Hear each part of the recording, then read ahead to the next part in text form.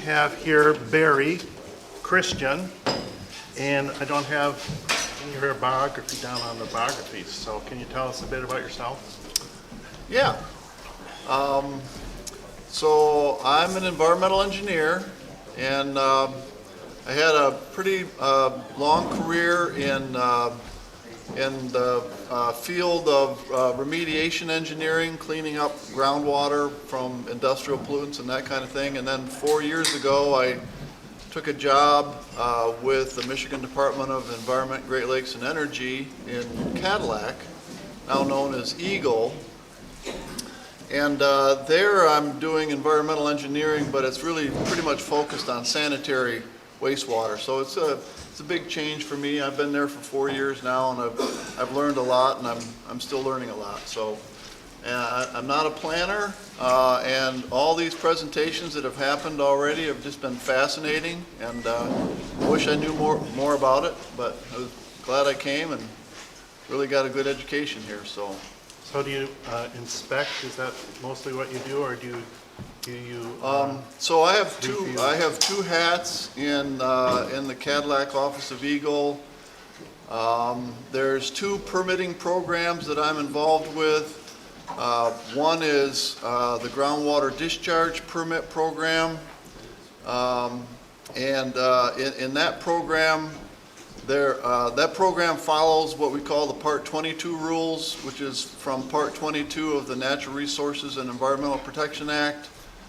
And in that program, the Groundwater Permits Unit in Lansing issues permits. And my role in the district office is one of compliance and enforcement of the permits that they write. And those are Part 22 discharge permits. And then the other hat that I wear is I'm the Part 41 engineer in the Cadillac district office. And Part 41 of the Natural Resources and Environmental Protection Act is a part of the act that governs construction of systems that are going to be used for sanitary sewage. And any system that serves the public, whether it's a publicly owned system like a municipality or a privately owned system like the new neighborhood, if it serves the public, then it has to have a Part 41 permit. And so I review applications and issue Part 41 permits. So those are the two hats that I wear in the Cadillac district. So thanks. So yeah. We're lucky to have Barry here. You only found out about 2 days ago that he was going to be here, and so thanks. But, and yeah, go ahead and start. Yeah, all right. Thanks, Jay. So so I don't think I'll be very long here. It might be best to just save questions until the end, because I don't think it'll take too long for me to get through what I wanted to say. As I said to Chris Fry earlier, I think people had asked me, whether the state of Michigan would consider the new neighborhood to be a model development.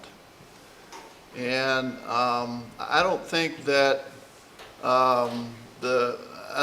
we want to convey the idea that it is either a model development or not a model development. I think the message that I want to convey is that it's really very site-specific and site-dependent on how a development proceeds. I'm at a little bit of a disadvantage because the new neighborhood was developed starting in 2002 or so, and I think that was the first permit that was issued. I didn't start with the department until 2017, and my boss didn't come to Cadillac until well after that too, so neither one of us really have any experience with the new neighborhood, and I don't think there's anybody in the department currently that ever had anything to do with the new neighborhood. So everything that I know about it is coming from a review of the file that we have in our Cadillac office. And what I understand from reviewing the file is that a Part 41 construction permit was issued to Quercus Alba, I guess, as the developer or owner of the system back then. And that Part 41 permit was for construction of the sewage collection, treatment, and disposal for all 5 phases. And I guess it's my understanding that 4 of those phases have been developed now, and there's a 5th one that is yet to be developed.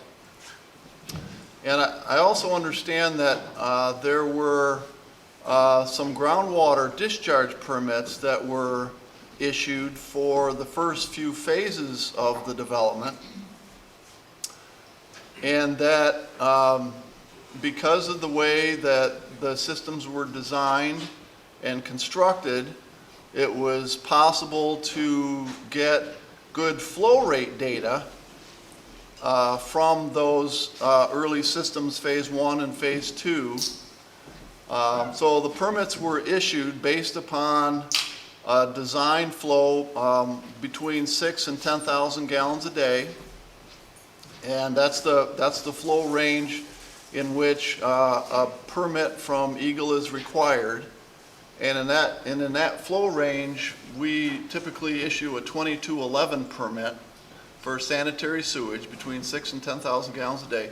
But then when the systems were constructed and data started being collected from the actual operation, it was determined that flows were less than 6,000 gallons a day.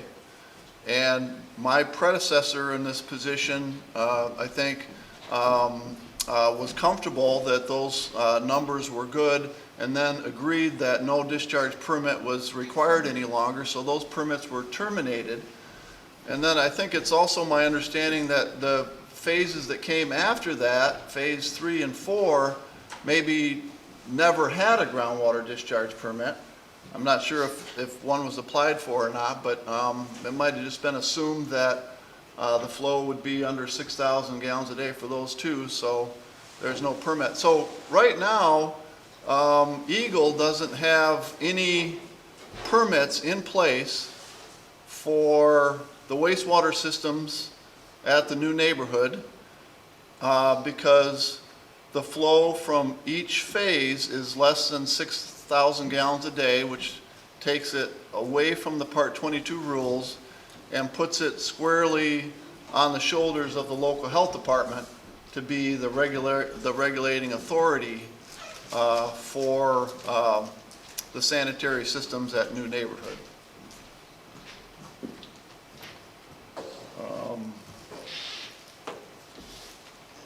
And then again, I just wanted to repeat too that the reason why the new neighborhood needed a Part 41 construction permit, which EGLE did issue, 1 permit for all 5 phases, was because it was a system, there were 5 systems that were to serve the public. And Part 41 permits are required for construction of sanitary systems that serve the public. And in the case of the new neighborhood, it's a privately owned public system. Privately owned system that serves the public.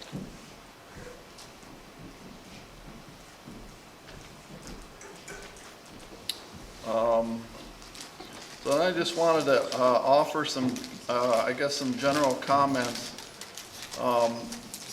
Like I said, I think the question has come up about whether EGLE would consider the new neighborhood to be a model development, and I think we would sort of shy away from saying that it either is or isn't a model development.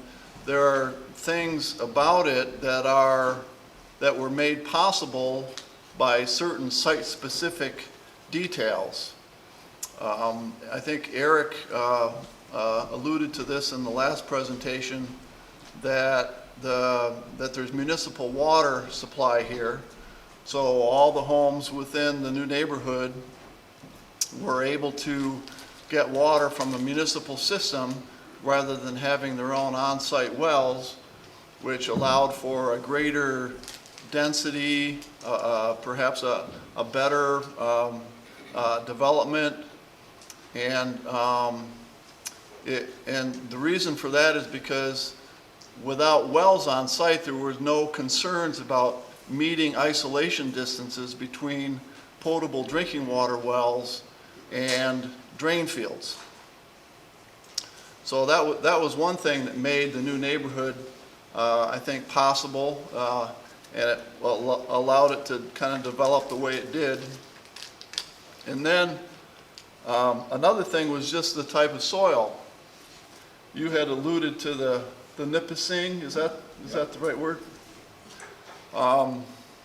So there were soils on site that were permeable enough for drain fields, and those permeable soils were distributed around the acreage of the entire development, where that allowed for the drain fields to be located in different parts of the development, so that they weren't all right together. And all that wastewater then could be distributed in different parts of the development rather than all in one place.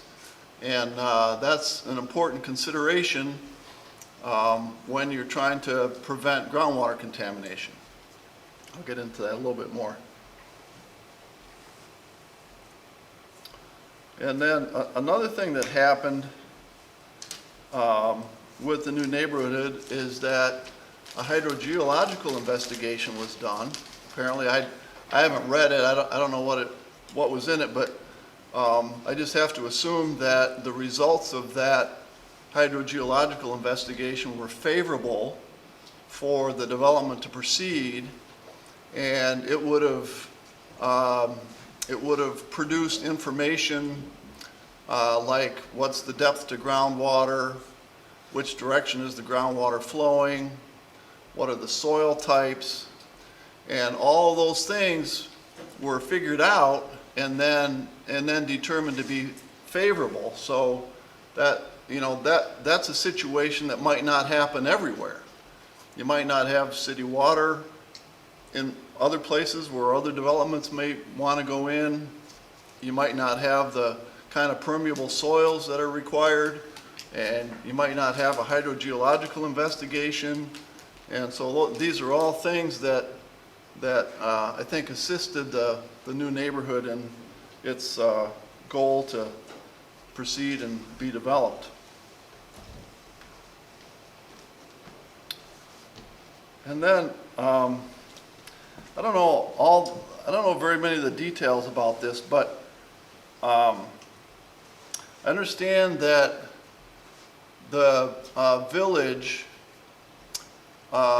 assumed some responsibility for the sanitary systems at the new neighborhood, so that if the new neighborhood were to go bankrupt, that they would step in and cover the operations and maintenance costs for the sanitary system. That's a situation that might not happen everywhere also. I guess I can't say that that's unique or different, but I think that a lot of local units of government are somewhat resistant to taking on that responsibility. And it's possible that made the new neighborhood possible, or maybe it really didn't matter that much. I'm not sure what would have happened if if the village had decided not to accept that responsibility, but anyway, I think I think it's likely that was a situation that kind of helped a little bit. And then I just wanted to just take a minute and talk about a few things that are different today as compared to 20 years or so ago when the new neighborhood was just being developed. So proposals for groundwater discharges are applied for to the groundwater permits unit in Lansing. And they're the ones that decide whether a discharge to groundwater should be permitted or not. And it's impossible to say whether the people that are in that permits unit now would permit the new neighborhood the way it was 20 years ago. But it is possible to say that there's a little bit more of a concern currently than perhaps there was then about nitrogen as a potential pollutant of groundwater. Septic tanks and drain fields are not known to be very good at removing nitrogen from sanitary wastewater, be ammonia and nitrate primarily. And those chemicals are known to exist in fairly high concentrations in sanitary sewage, and they're not removed by septic tanks and drain fields, and they do move somewhat once they're released into the soil of a drain field, and so it's possible that they percolate down and enter the groundwater, and that might be a little bit more of a concern now than it was 20 years ago. It's certainly something that the current groundwater permits unit is concerned about. And so if the new neighborhood were being developed today and an application was submitted to the groundwater permits unit for a discharge permit, they would look at it, and if the circumstances were exactly the same as what the new neighborhood faced back then, it's hard to know whether they would say, you know, yeah, we will allow this, or no, we would want you to accumulate all of the flows together. So 5 phases, say 4,000 gallons a day per phase, 20,000 gallons per day total, would take you out of a 2211 permit and put you into a permit category that would require some kind of advanced treatment that would enable nitrogen removal. That might be something that they do. But I think that it's so site specific and so case dependent that it's hard to generalize.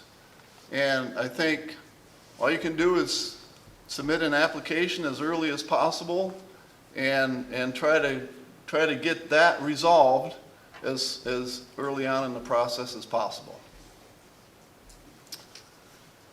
Then, so that's one difference between now and then, potentially a potential difference. The second thing is not a potential difference, but a real difference, a certain difference, and that is that in 2002, when EGLE issued a Part 41 permit to Quercasalba, there was no requirement to include in the Part 41 application a one-page document that we call the Non-Governmental Ownership Checklist. So, new neighborhood, privately owned system that serves the public. They are not a governmental entity. So they were not required to submit a non-governmental ownership checklist. And the reason they weren't is because it didn't exist. But in 2005, I think roughly, is when the state started requiring Part 41 applications to include this non-governmental ownership checklist. And it's just a one-page checklist that the applicant is just checking boxes, but each box carries a fair amount of meaning behind it, I guess, and effort. If you're a non-governmental entity and you're serving the public, you need to have a restrictive covenant running with the land that's recorded on every deed, so that all of the collection system pipes and the dosing tanks and the drain field can all be accessed legally by somebody who's interested in operating the system. They don't have to trespass or anything like that. There are financial assurance requirements that allow for a guarantee of continuity of service of wastewater to the people that own the lots. So typically, an applicant would set up an escrow account, put money in it, and then that money would be required to be there, so that if the private owner of the sewer system goes bankrupt, that money is there to ensure continuity of service.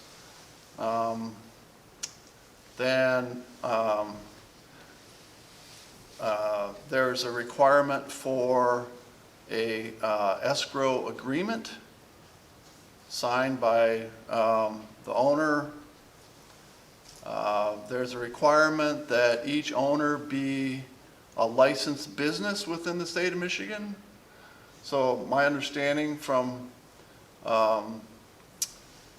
talking to Robert recently is that, in fact, each of the 4 existing phases has a homeowners association that is the official owner of the collection, treatment, and disposal systems. So that's a requirement. So all of those things on the non-governmental ownership checklist that would be required now were not required then.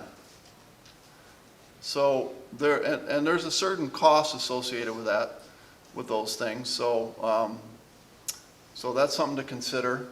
I think that it's possible that some of those things that are required now that were not required then were actually completed then, even though they weren't a requirement. And I'm thinking that it's possible that my predecessor, the Part 41 engineer in Cadillac before me that was working with Robert, knew that this checklist was coming down the pike and maybe reviewed it with you and others and said, well, this is what's coming, and so, you know, maybe we can't require it now, but in a couple of years we could require it. You might want to think about doing these things. I'm thinking that maybe that's what happened, but.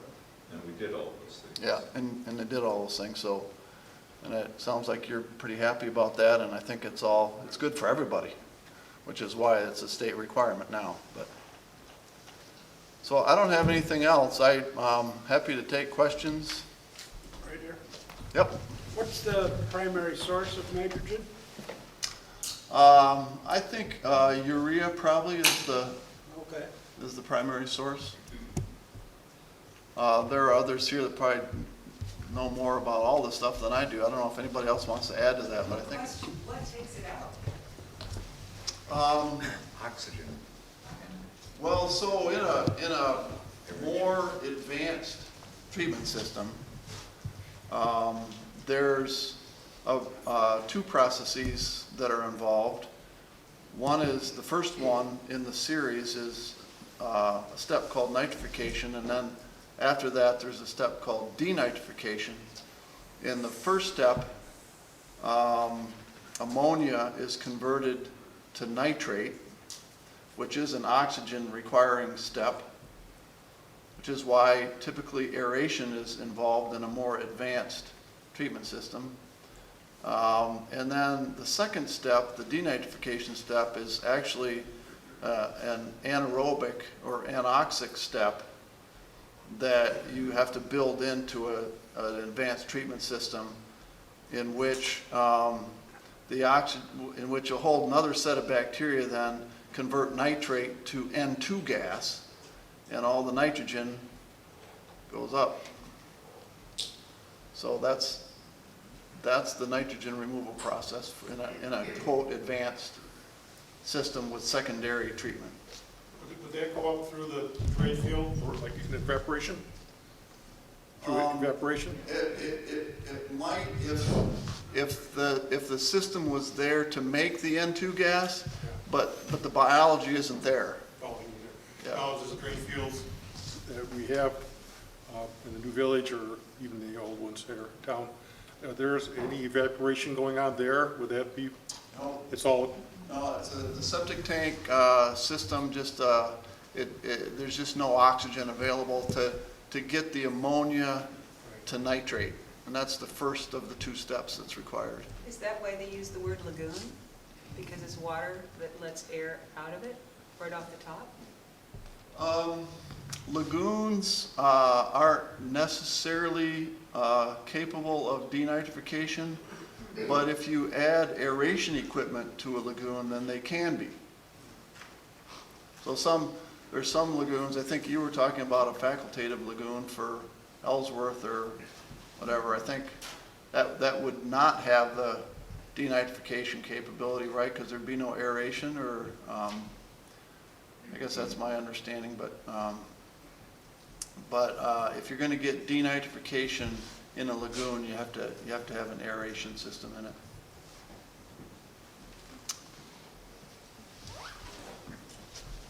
Yes, sir.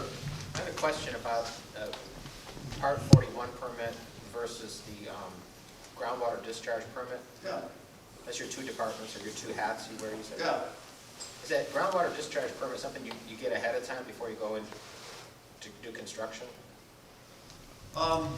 Well, this is a little hard to understand, but so what we want is for the discharge permit to be obtained before the construction permit, Right.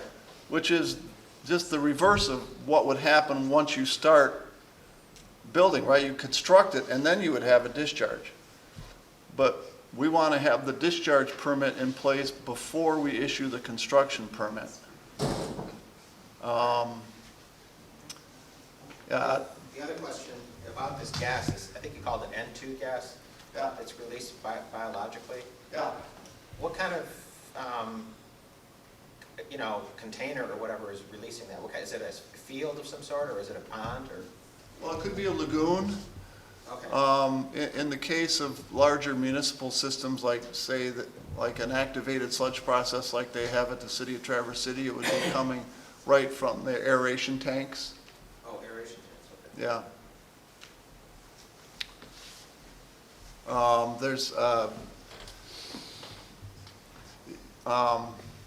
So I'm saying from the aeration tanks, but you have to have an anaerobic zone without aeration for the right bacteria to be taking the nitrate to N2 gas. Okay. Yeah. Yeah. Well, thanks, Barry, for, I got one more question. Or? I wanted to point out that plants will take up nitrate. So unless that discharge is below the rooting zone, the plants in the warm weather, we get some uptake Yes. of the NO3. Yes, and some systems are given an allowance for nitrogen removal and also phosphorus removal when there isn't denitrification in a treatment plant, but the wastewater is sprayed over the surface of the land and then percolates down through a root zone, and then the plants are harvested and removed, the groundwater permits unit will give an allowance for some nitrogen removal in those situations. But of course, a septic tank drain field system where the effluent is being discharged into the soil below the root zone, there's no credit given for that. Yep, that's a good point though. Yeah, Chris? If you don't have the space or the land area for a lagoon, there are, I think they're called package plants Yes, that you can buy. yes, absolutely. Yeah, They're not cheap, but that do all this, and I liken them to being the size of a shipping container that you Yeah, yeah. can half bury or fully bury. yeah. Let me just expand on that a second, Chris. So one of the nice things about a phased construction approach, like the new neighborhood, is if you don't end up in a situation where you have a treatment system that's over-designed and too big, because not only would that lead to a waste of money, but it might also probably lead to a situation where the wastewater isn't really getting treated very well either, even though the system is over-designed. So the phased approach kind of gets past that, helps get past that concern, because I've seen developments in Northwest Michigan where the developer built this nice big package plant only to find that nobody bought the lots and built homes on them except a few people, so all those costs for the big expensive treatment system are now being borne by a very small number of people, and that's not a good situation. So, but the phased approach, I think,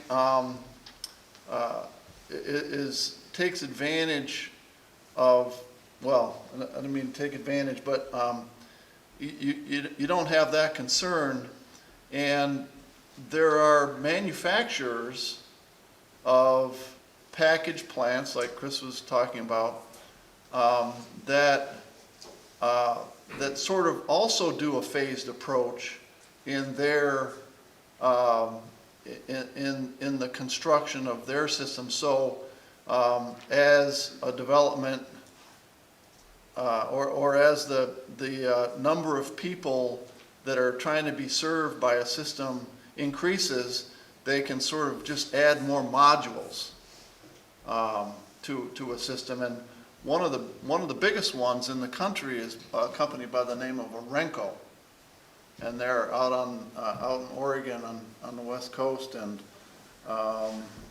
you know, you can put in a pod for phase one, and then when phase two starts, you can put in a second pod, and you know, that kind of thing. So yeah, and they have systems that will denitrify, or at least that's how they're advertised. Yeah. I'm certainly no expert on this, but word was from the 80s and 90s, if my memory is correct, that package plants had gotten a very bad name because they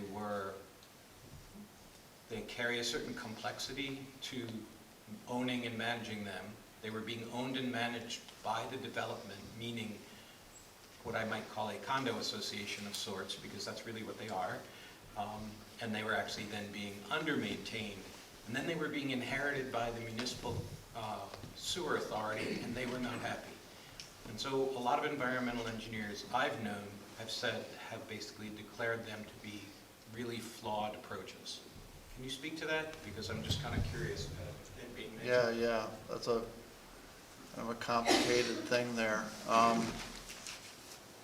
So I've seen, If I may, the reason I'm asking also is because when I learned about the community systems that were employed here, I have spoken to Robin and Robert about it, about how now it is a community system that's a whole lot easier to maintain, because I'm well aware of the package plans. yeah. Well, I've seen situations like you described, package plants.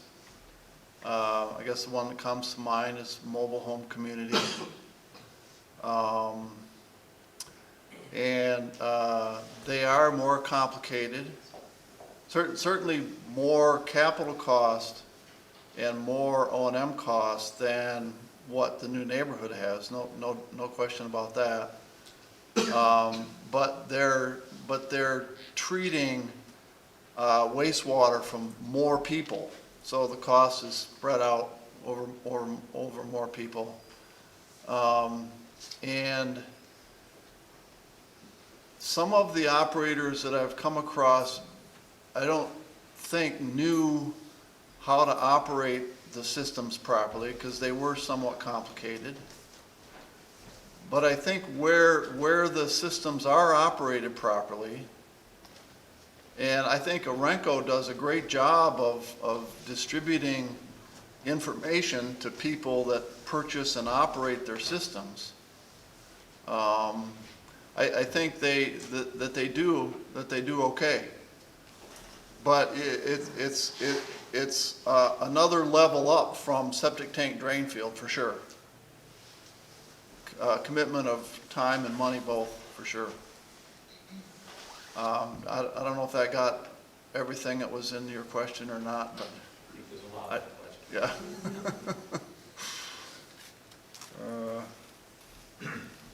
yeah. Yeah. Let me say that a batch plant can be right in line with a system like the new neighborhood. You could just literally stick it past the last collection tank and put it in, and in a way, it's like a simplification. It's like a aquarium. It's just bubbling oxygen into attempting to lower the nitrates with a pretty low tech system, but it takes another facility and it takes a pump. Yeah, another tank or two and a little bit more space, but yeah, underground. And, Is it all underground, a batch plant? They can be. Either. Yeah. So you don't have to see water open on the top of the ground? Correct. Okay. Correct. Yep. You have to have a vent. Yeah, I have some vents. Yeah, Chris. Yep. Part of the issue is the state of Michigan, not Barry, not EGLE. The state of many other states in the United States publish approved lists of package plans. Here, we vetted it, we the state. We vetted Orenco, we vetted this company, this company, this company. This is the only ones, and if you're a Gordy Fraser, you pick from that menu. Or if you're a new manufacturer or a new engineer and you want to do something different, you got a hurdle to get over to institute some new technology. So if you're going to do this, you really want to research, okay, what is the most installed systems in the state? That means there's the most operators. That means there's the most pilots who know how to fly that plane, okay? And they've learned it, and they understand it. But when, in the state of Michigan, because the state of Michigan doesn't assume that responsibility, that's a legislature issue, okay? Everybody's on their own. So you're on your own, you're flying blind with Gordy Fraser, and you're hoping Gordy Fraser, no, I'm not picking on you guys, but you're hoping that they pick a technology that's well-versed and has a lot of, presumably, installations and a lot of learning curve on using these things. But if everybody's putting in a different airplane that requires a completely different pilot every time, okay, there's no learning curve. So that's, but these systems are better, they're getting better. There are dozens of manufacturers across the United States that do this. Michigan just happens to have some of the least installed of these systems on a consistent basis of any other state. It just is what it is. It's just a feature of our regulatory environment. Again, not very. Yeah, no, and I think that's a good point. One of the reasons why states are more advanced in some ways than Michigan, I think, is because Michigan has all the sand that makes getting rid of wastewater a little bit easier and cheaper than other places. But, yeah, yep.